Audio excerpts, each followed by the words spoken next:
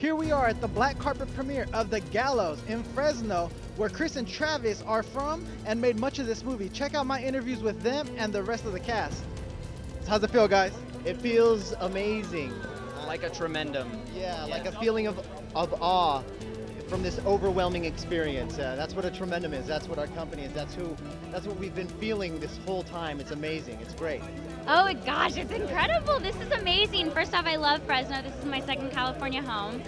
And just being here and seeing this black carpet and the backdrop and stuff and all of you guys wanting to know what I have to say is just incredible. It's feeling fantastic. It's a little surreal at this point, to be honest with you. We've been filming this movie for about 4 years, so now that it's actually happening, it's a little crazy for us. It's surreal. I can't even begin to tell you. To think where we started just here in Fresno and to actually kick off this whole tour and releasing it worldwide here where we started, where the whole journey began and then progressed, it's amazing. And we're all kind of pinching ourselves. We wouldn't want to start it any other way. You guys have been so supportive.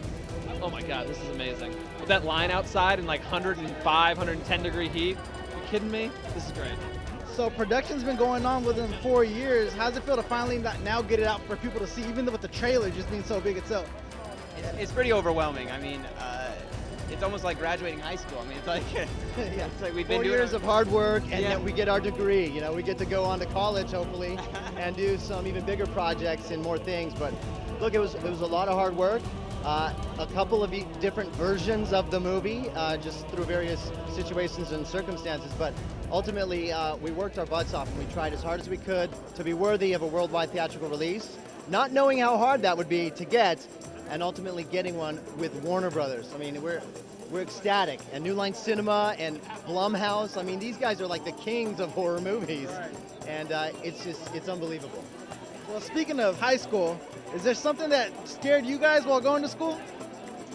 I think every high school has some story. I mean, whether it be the janitor, you know, he's hearing things when he's cleaning up at night or whatever. I think every high school has some weird thing going on. Definitely mine did. I mean, And look, I mean, high school is scary enough during the day when you're there socially trying to fit in and just get through day to day. But at night, if you were trapped in your school, it's just, the hair on the back of my neck stands up thinking about it. The mean older girls, they're pretty darn scary. Honestly, I went to Central High School in Springfield, Missouri, and it was the oldest high school in my town. It was originally called Springfield High School, so it was our first public high school, and so it was very old and creaky and the original hardwood floors.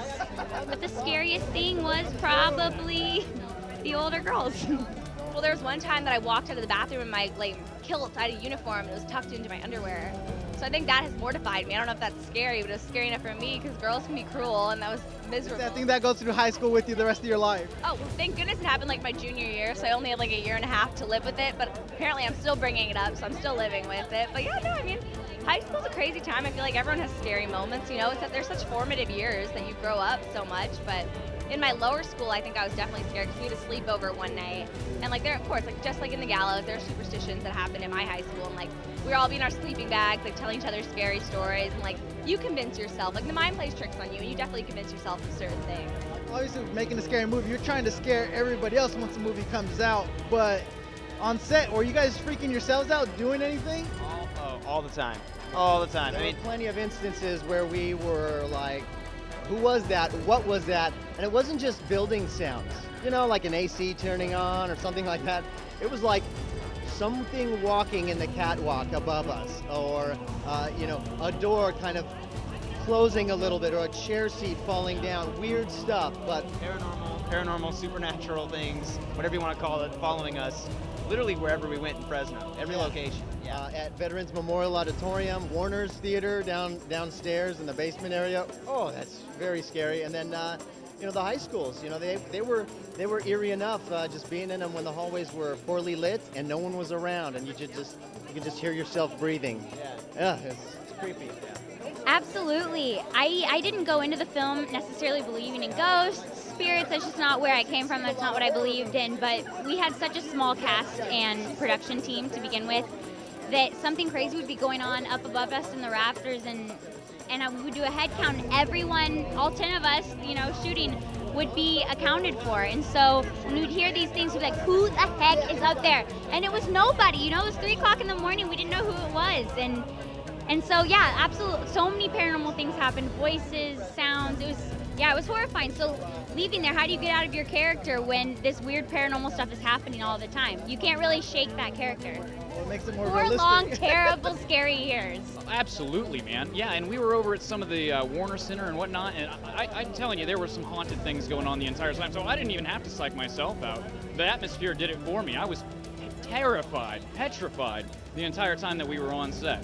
I didn't have to psych myself out. There were like a lot of scary moments on set. We shot at the Veterans Memorial downtown, and it was creepy. It was a big building. It's an old building, so there was a lot of creaks and a lot of sounds, and 90% of the time it was a really, really small cast and crew. So we didn't have, like, everyone was accounted for. It's like you could literally do a head count, and so if you heard a sound somewhere, it's like, we're all here. There's no one else here. And a lot of times we'd be standing on the theater stage, and everyone that was a part of the production would be there, and we'd hear like chains being dragged upstairs. I'm not superstitious, and it freaked me out. Like, there were a lot of times that I just wouldn't go anywhere by myself. So now you're a believer. I don't know what I believe, but all I know is that weird things can happen, and that, like, I don't want to mess with that stuff. Oh yeah, every day. I had this YouTube playlist that I would play, and I'd sit in the darkest, creepiest corner I could find, and it's just like children screaming and like these creepy like dreidels and stuff. It's wild. So what separates this film from all the other scary movies that come out? What do you guys have? I think this film is very genuine at its core. It's got a story that people are going to care about and characters that people are going to care about, and all the scariness, all the horror and paranormal stuff that goes on is kind of the froth.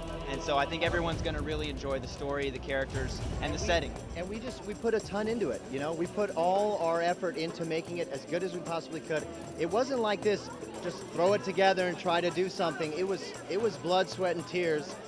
Many and many hours of editing and pre-production and visual effects and just trying to convince people to let us use their house or the school or whatever it was, and several hurdles.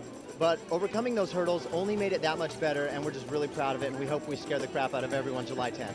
Honestly, it's so real. It's relatable. You'll see, I mean, it's pretty much 4 kind of stereotypical characters that everyone can pretty much relate to that they met in high school. It takes place in a high school.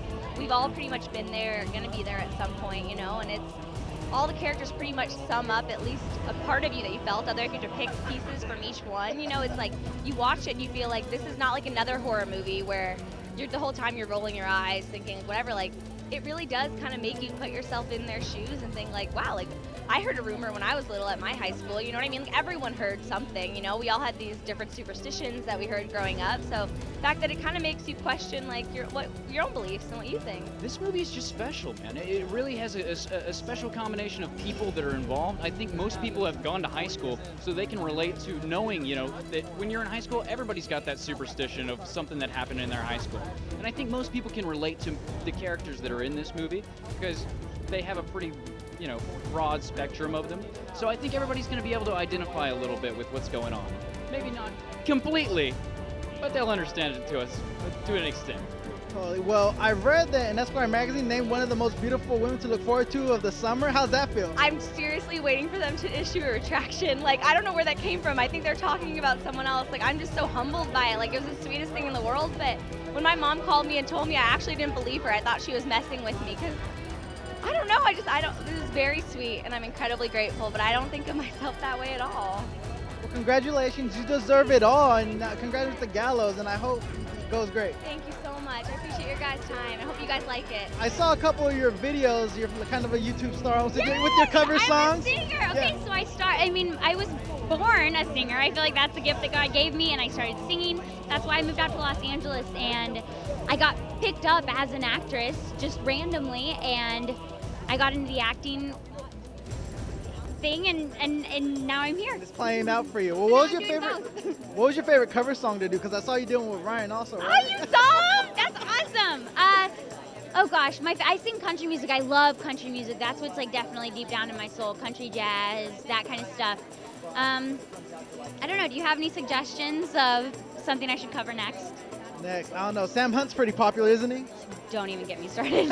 I love Sam Hunt. I love all of his stuff. I love him. So yeah, that's a great idea. Speaking of YouTube, I saw you on YouTube with your castmate. How was that? Miss Pfeifer Brown? Yes. Yeah, me playing the ukulele. Awesome talent, by the way. Thank you very much. Yeah, that was a while back. That was like 3-4 years ago. It was something like Holy that. smokes. Yeah. And you guys are here together now. This has got to be awesome. She's right over here. There she is. It's great. The cast is so close. Like, it's been 4 years, and thank God we get along, because we're coming back up here every 5-6 months.